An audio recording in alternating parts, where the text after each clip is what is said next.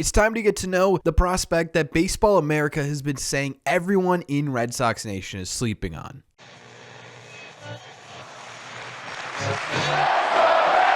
So we are officially here live with Red Sox prospect Hunter Dobbins. Hunter was actually drafted in 2021. Hunter, why don't we start there? Let's talk about your process of getting drafted, getting into the Red Sox organization. What was it like, being drafted in the later rounds? It was right after the Tommy John surgery, if I'm not mistaken, correct? Yeah.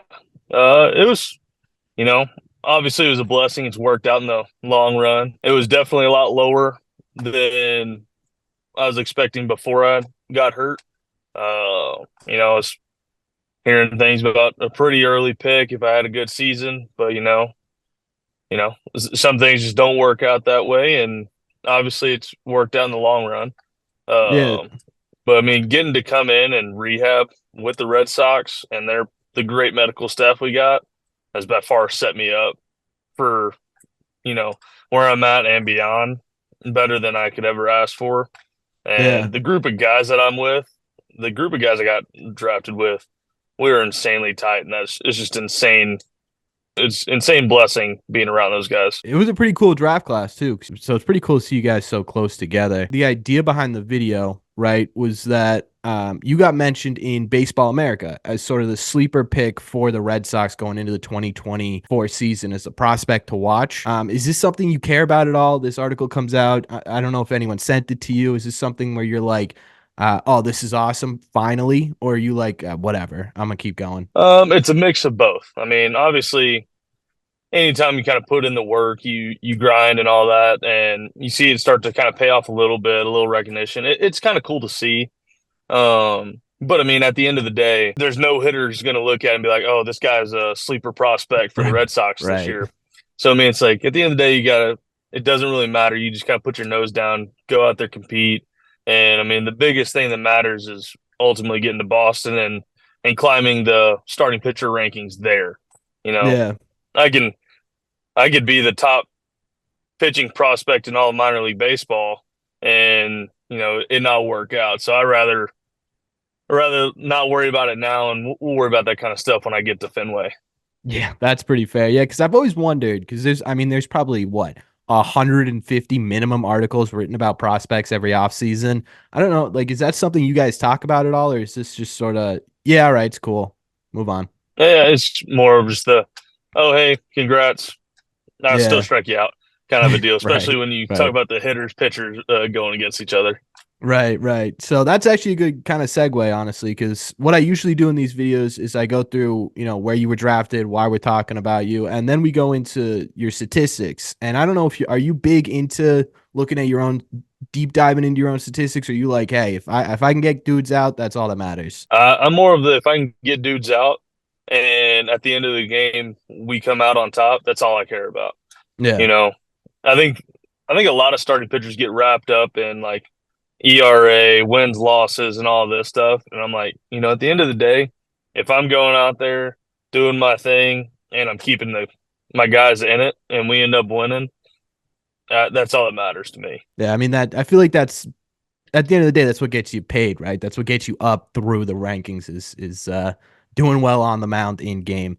But just because I want to get the statistics out there, you started in high A this year. You did pretty well, actually really well, right? In 7 games, you had a 2.63 ERA, less than one WHIP, almost 10 K per nine at 9.7. Virtually, you walk nobody at 1.1 per nine. What was sort of the mindset going into 2023, starting in single A? Was there a plan set in place? Was there something you were focusing on in that single A segment of 2023? In Greenville, my mindset was mainly like, you know what, I'm just gonna let the guys get themselves out. I'm coming right at you. I'm not gonna dance around. Here it is. I think my stuff's just better than you, and if you do barrel it up, I trust my defense behind me. That kind of explains the lack of walks. And then, I mean, as I kind of progressed and all that stuff, kind of got into mid-season form, strikeout numbers started going up a little bit. We started working on some pitch design stuff. It was just kind of a mix of everything. Mm-hmm. But I'd say, especially like for the walks, it was simply my mindset was, you know what? I'm coming right down the middle. Here it is. Hit it if you can. And if you do hit it, try to get it past my guys. Yeah, I love that mindset. So, was there, you talked about, getting to midseason form, you started to get a strikeouts out. Is there a certain pitch you rely on more than others to get that swing and miss, 0-2, 2-2, 3-2? Is there a certain pitch you go to? It used to be my curveball. This past year, we added in a splitter, which it's a splitter is a very loose term. It's almost more like a fork ball. I think the RPMs, the spin rate on it is like 450 to 500. So it's like insanely low and it looks like a Yeah. knuckleball. And so once I that kind of ticked up, uh, that took the extra step at double A was became the big strikeout pitch. And I will even say like this off season, everybody always says like how you want to take like you want everything to take a step forward. I think that splitter's taken like 5 steps forward this off season. And so That's it's good. like that's gonna be that and the slider are gonna be the two just go to pitches. Yeah, I'm really excited to see what that splitter looks like. So then after single A, you head up, you get promoted to double A. What was that feeling like? Was that something that was just a quick, all right, I'm up to the next level, we got to go? Or did you take a moment and be like, hey, man, I made it to the next level? It was really special. I mean, Isaac Coffey and I got pretty close while we were in Greenville there pretty soon, and we actually got called into the office and called up at the exact same time. That's awesome. So it's kind of cool spending that moment with him as well. Yeah. Uh, but it was definitely kind of like you said, it was like, all right, hey, cool, we got to go because we Yeah. got called into the office and promoted after our game in Greenville on Sunday, and in like an hour and a half, the rest of the Greenville team was leaving for a 2 week road trip.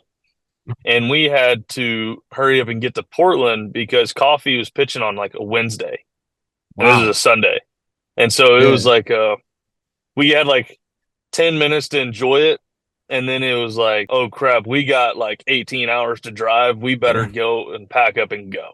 Wait, you drove from Greenville to Portland? Yeah, we Coffee got in front of me and we drove from Greenville like to Durham or something like that, and then Durham the rest of the way the next day. We covered some ground quick.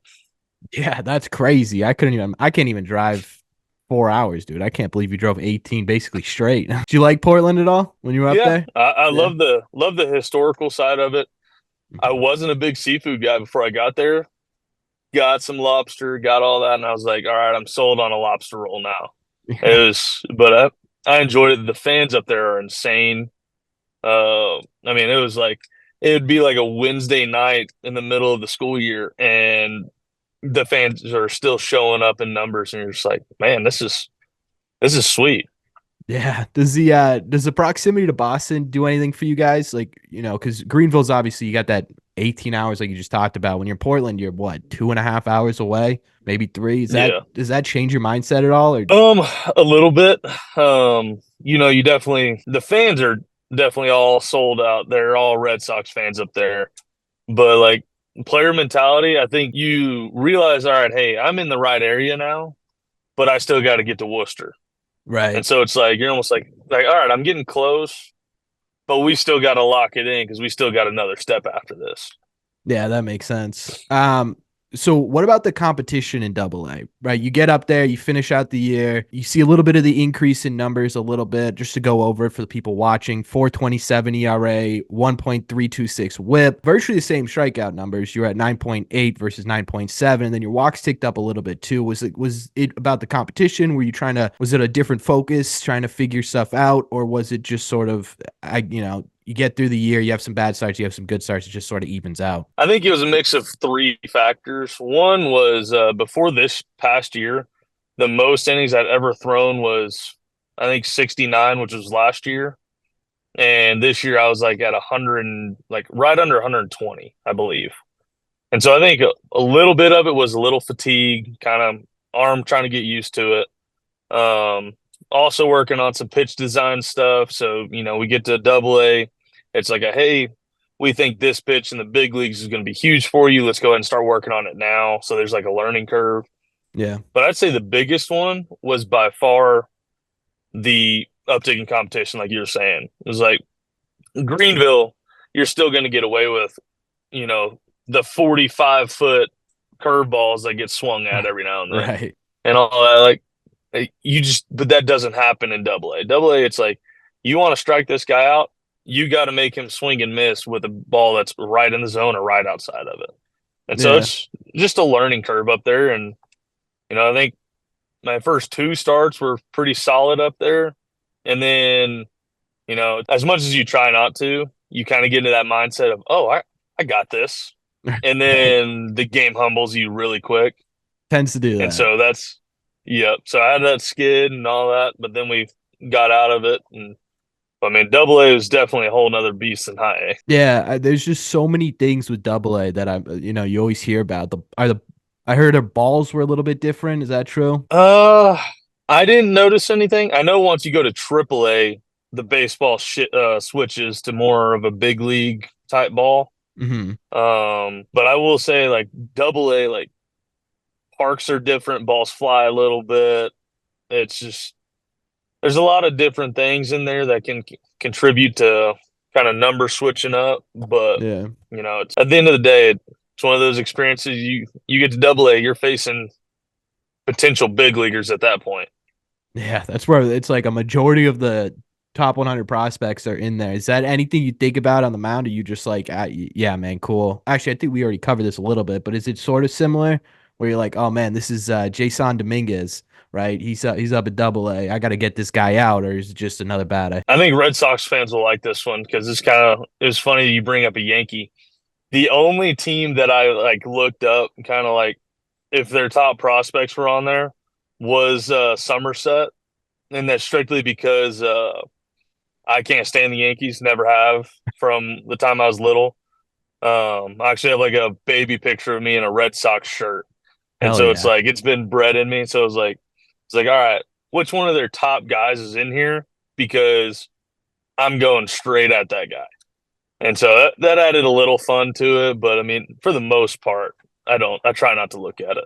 Yeah, you're gonna fit right in here, let me tell you. I always tell everybody I got the same mindset as was it Ken Griffey who said that he'd retire before he'd play for the Yankees. Yeah. I have the same mindset. It's about as perfect of a mindset as you can have in the Red Sox organization, I think. I don't think there's literally a single better mindset that you could possibly have. So I think a lot of people are going to enjoy hearing that one. So now that you're done 2023 and you're looking towards the offseason, obviously a lot of stuff has happened with the actual like big league club. You get the firing of Feinblum, the hiring of Craig Bledsoe. He puts a huge emphasis on pitching. Have you seen anything this offseason that sort of indicated that, hey, this is going to change a little bit? Yeah, actually, tomorrow we kind of shift into our new version of our throw and ramp up program. There's a lot of changes that I really like to it. I think it's going to be really beneficial, and I personally can't wait to kind of get to spring training, talk to Bruslow, see what he thinks about a few things, and go from there. And I also saw today that we just hired like the founder of Driveline Baseball Yeah. to be a special advisor. So it's like you definitely see that shift of mindset that I think pitching development is about to become kind of a key factor in a lot of things. Yeah, is that something? So obviously that's something you're excited about. But is there something personal in terms of expectations for 2024? I know the Baseball America article like very quickly was like, oh, this is someone who could break into Major League Baseball. Is this something that you're looking for? Is there some other expectations? Or you just like I'm just looking to have a good season? Personally, my expectation for myself is, I want to contribute in Boston this year. I think I can if I kind of keep grinding away, kind of keep developing on some stuff. Keep spring training I think is going to be a great time to kind of learn and kind of absorb some of the info from the big leaguers. Like I can't wait to talk to Cutter Crawford, Pavetta, like all these big league guys that have the experience. But my expectation is to be up there at some point and being a factor as much as I can. Is there anything the Red Sox have they talked to you about? Hey, this is sort of the path you're going. Obviously, you share what you can share, but is there like someone came over to you and was like, hey, this is what we're looking from you from 2024? Nothing specific. I'll just kind of keep it at this. Like I've heard and been told, like, hey, expectations are really high this year. Let's get to work. Let's get grinding. Let's get after it. So nothing, yeah. I didn't figure that'd be anything like they're not going to be like, hey, September 13th, get ready. You know what I mean? Yeah. But outside of that, man, is there anything you want to let Red Sox fans know about yourself? They're going to learn your name pretty soon here. Is there something you want them to know going into it besides the fact that you hate the New York Yankees? I'm just excited to get up there. Been a Red Sox kind of fan my whole life. I didn't cover or follow professional baseball for a while because I always knew I wanted to do it. So I didn't want to get too attached to a team. But it's like I said, I got baby pictures of me wearing Red Sox stuff, so it's got to be in my blood at some level. And I'm excited to get up there, pitch in Fenway, and get after. Awesome. And that was Hunter Dobbins, the Baseball America's chosen sleeper pick for the Red Sox going into 2024.